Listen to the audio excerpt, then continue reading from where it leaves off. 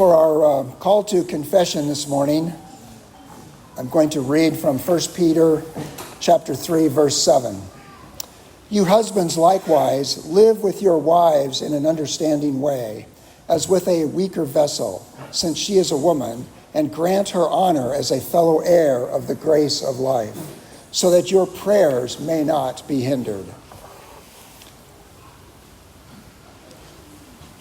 Just quoting this verse in our day and age would get me in trouble in most settings. And as if I didn't offend enough people with my sermon on marriage last week, we'll try again today. But it is the proof verse for today from the Westminster Larger Catechism. I didn't pick it randomly. The Catechism on the Seventh Commandment, you shall not commit adultery.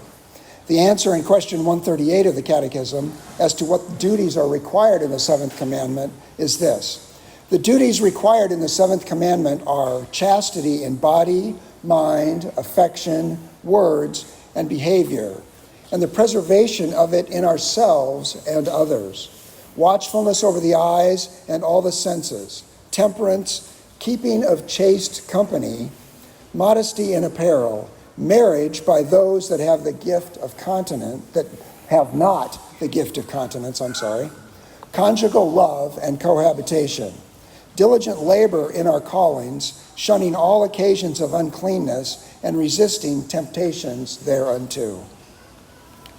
In considering the seventh commandment for the past several months, we've been through the duty of chastity in all its forms, in body, mind, affections, as well as behavior. We've touched on Jesus's comment that in the seventh commandment, the sin of adultery goes right to the heart, that lust is as bad as the actual sin of adultery. We've discussed the need for modesty and watchfulness over our dress, our behavior, even over our eyes and other senses, in obedience to this commandment. Last week, both in the confession meditation by KJ and in my sermon on marriage, we saw that the God-ordained way of avoiding the sin of lust is through marriage. Marriage was not just approved by God, it was ordained by Him. It was created by Him. God gave us humans the drive to form couples as a way of filling the earth, and gave us marriage as a way to do that function properly. So, as KJ said last week, if you have not the gift of continence, that is, the ability to be abstinent from sexual drive, then you should marry. It is better to marry than to burn, as Paul says in 1 Corinthians 7. So, we are told in the Catechism to marry for the sake of continence, conjugal love, and cohabitation. I'm going to talk about conjugal love and cohabitation today. And right off the bat, it seems odd that the Catechism says we have a duty in marriage to engage in conjugal love. Love is a duty? I thought love was a feel-good emotional state of romance. It's not a command. It's spontaneous emotion. Isn't that right? In the 21st century it is, but it certainly was not to the ancients, including the biblical writers, nor is it to God. There is a big difference between agape, the self-sacrificing love for God and our neighbor, and eros, the romantic sexual love. Now, I've spoken on this before, but the Catechism brings it up, so we'll go over it again. Of course, the culture that we've grown up in no longer distinguishes between these two types of love. Marriage is much more about sacrificial love than it is about erotic love.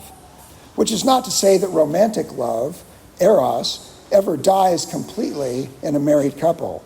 But anyone that has been married longer for a year and a half, or has had the birth of their first child, whichever came first, anyone that has been married that long will tell you that erotic love may not die, but neither can it sustain a marriage. And the fact that there are all those rom-com chick flicks out there shows you that there is a culture full of people trying to keep their marriages alive with romance. Often, unfortunately, with people other than their own spouses. The authors of the Catechism, thankfully, were wiser than that. Imagine that, a bunch of old white guys that have been dead for 400 years giving us advice in the age of moon launches and computers. Well, we used to have moon launches. Maybe Elon Musk can do that again. The authors of the Catechism said that conjugal love is a duty, and so is cohabitation. Conjugal love is, of course, the physical relationship between a married couple that, as I said last week, has many different purposes, but chiefly they are procreation, making babies, and protection against sexual sin. It is eros. While it does not chiefly sustain a marriage long term, it nevertheless never completely dies, and it is a duty even though it is love. Cohabitation consists of all the other things that make a marriage what it is. Living together, raising children, building a household, paying the electric bills, putting gas in the car, taking out the garbage, doing holidays, doing hospitality, all of those things, loving others as yourself. Men are particularly tasked with agape love in Ephesians 5, as we saw last week. Husbands, love your wives as Christ loved the church, giving himself for her. But wives, who also imitate Christ in loving their neighbors, also give of themselves in loving their husbands and children, their family, the church, and so forth. This love, this agape love, is much easier to understand as a duty, but both erotic love and sacrificial love are commanded by God. In the correct context, love is a duty. But we can sin against these duties in so many ways. We can sin by being too influenced by the culture so that we think erotic love, romantic love, should always be our supreme goal in marriage. That, of course, explains the divorce rate in this country. We can also sin the other way by withholding erotic love, ignoring the fact that it has a particular purpose in God's economy. We can sin either by wanting the physical pleasure without the demand for godly offspring, or in the protection from sexual immorality. There is certainly potential for sinning in cohabitation as well. We husbands can sin by not loving our wives as Christ loved the church.